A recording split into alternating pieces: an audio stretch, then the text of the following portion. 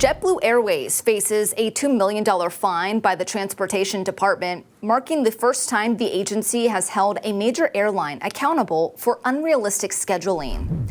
The penalty comes from routes between 2022 and 2023 that were consistently delayed by the airline. The department calls a flight chronically delayed if it's more than 30 minutes late, over half the time, and runs late at least 10 times a month. JetBlue was warned about 4 of their flights on the East Coast as the agency works to implement better service for travelers. Transportation Secretary Pete Buttigieg says illegal chronic flight delays make flying unreliable for travelers.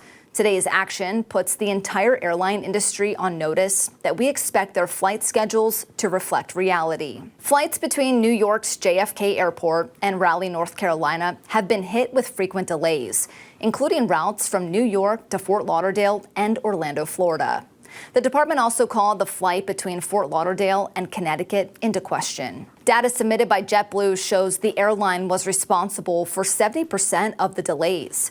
The federal agency says that led to 395 delays and cancellations for passengers. According to the department's rules, airlines can't set schedules that don't reflect true departure and arrival times. However, JetBlue claims the government is at fault for its air traffic control.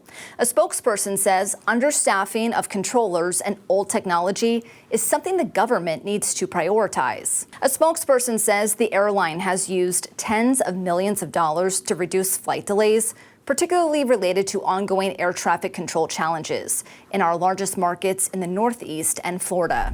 Half of the $2 million will go to passengers on those flights who experience delays, and the other portion goes to the U.S. Treasury.